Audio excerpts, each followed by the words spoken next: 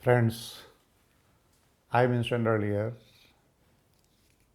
life is beautiful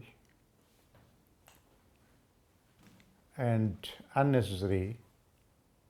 We have made it a struggle.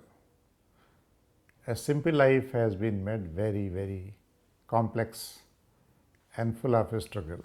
What is the reason? What is the fun in it? In the student's life, it is a pleasant struggle because parents are forcing, the teacher is forcing, your relations and neighbors are forcing that you should secure very good marks. So that way it becomes a struggle that all the time parents and teachers and coaching wala, they are forcing you to read, study more hours.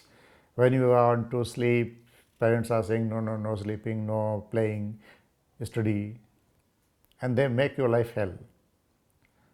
So till you are a student, your parents, teachers and educational institutes, they will force you to do certain things which are against your real will. You want to play, you want to enjoy the nature, enjoy the company of your friends, but they will not let you to enjoy the life. But even then, that life is the best life. The student life is the best life. In spite of all these odds, the things which are imposed on you against your real will by the parents and the teachers is okay, tolerable. You have to study because that is good for your future, so they have to be a bit strict. Not much strictness is good, but still for your career, that is good. But once after the studies are over, you get a job, and then the parents will force you, and you also desire, you also need to marry, to establish your family. Now the problem starts right from the very this point. What is the problem then?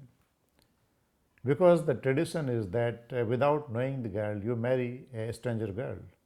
Without knowing her liking, disliking, nature, you are forced to live with somebody whom you don't know. Hindu शास्त्र में है कि 64 गुण मिलने चाहिए, 35 गुण मिलने चाहिए, 36 गुण मिलने चाहिए, whatever it is. Good means कि the liking and disliking of the girls and boys should be tally. If it doesn't tally, then there will be problems.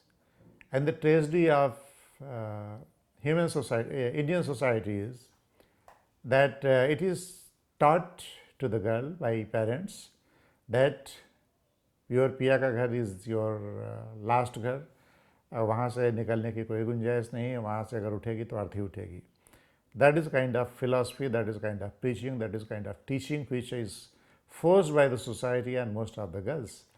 So that good or bad, idiot or nice person, you have to live with the same man.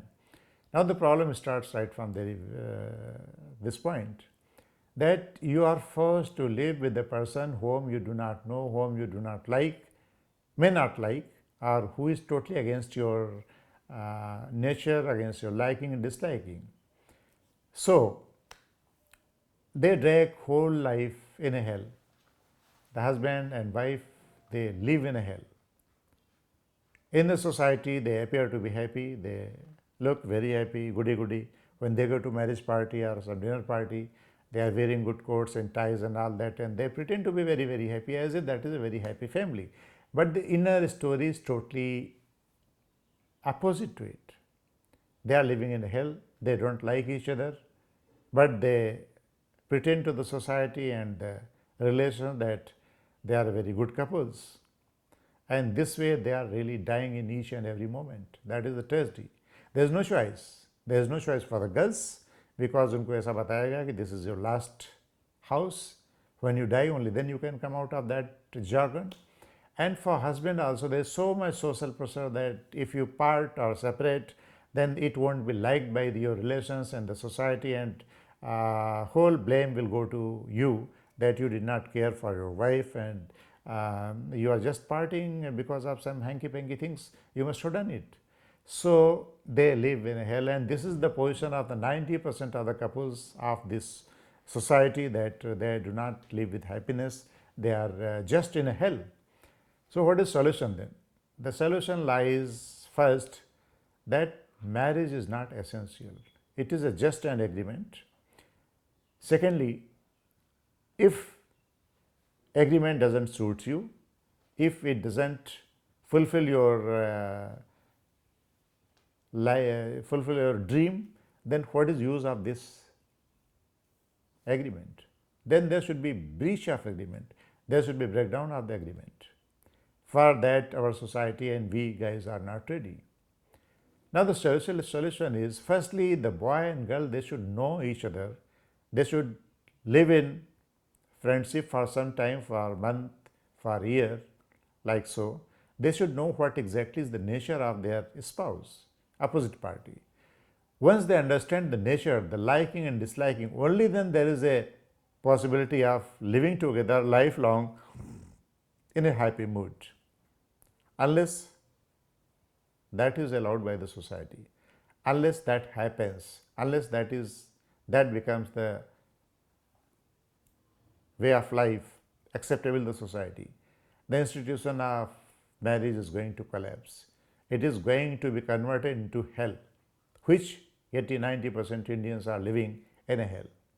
So, if you don't like the liking and disliking of your partner, spouse, if you don't have respect, if you don't respect their individuality, then what kind of relationship is this? So, for a good, happy life, we have to respect their individuality of each other, their liking and disliking of each other. We should have respect for each other. Only then we can live a happy life. Therefore, before marriage, friendship is must. They should understand each other. They should know their liking and disliking. They should know their individuality. Only after that, if we fail in relationship, if they marry, that marriage will be long sustaining and full of love and affection. If it doesn't happen, then it becomes hell, although most of the couples, they pretend that they are living a very happy life.